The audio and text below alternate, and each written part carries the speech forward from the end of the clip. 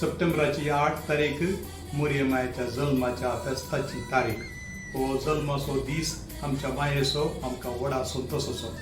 नेणट्या भुरग्यांनी फुलां हाडन आनी आमी घरांत रावन आमच्या गाद्यांनी जाल्लें नवें पीक हाडन देवाक समर्पीत आसतना देवान आमकां दिल्लें हे नवें बेळें आनी तशेंच आमच्या घरांत आसची चेडवां भुरगीं आनी तशेंच स्त्रियो न्हीद जावन आमच्या कुटुंबांनी एक भंडार कशें आसा.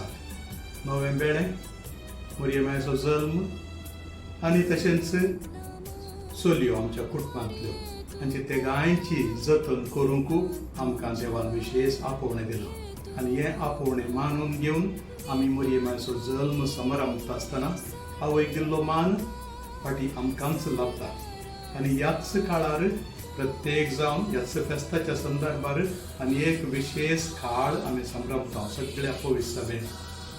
सप्टेंबराच्या 1 तारीख सावन ऑक्टोबराच्या 4 तारीख पर्यंत सांत फ्रांसीस आसिसच्या फेस्ता पर्यंत आमी रसण्याचो काळ म्हणून आचरण करता. आनी ह्या रसण्याच्या काळारच हे मोरयेमायेचें फेस्त येता आसतना आनी आमच्या मंगळुरी संप्रदायांत तें नव्या बेळ्याक आनी तशेंच चेडूं भुरग्याक आनी कुटुंबाच्या एकवटाक गमान दिता जाल्यार आमचो संभ्रम आनीक दोडतो जाता. हें फेस्त प्रत्येक जावन सगळ्या सृश्टीची जतन करूंक, मागणें करूंक, मीस भेटोवंक पवित्र सभेन उलो दिला आसता.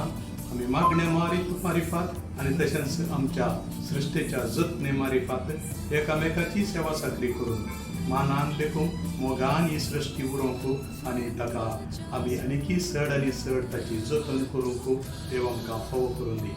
सृश्टी राखया आनी ह्या सृश्टेचो मोग करया. ह्या सृश्टे खातीर देवाक अर्घ दिवया.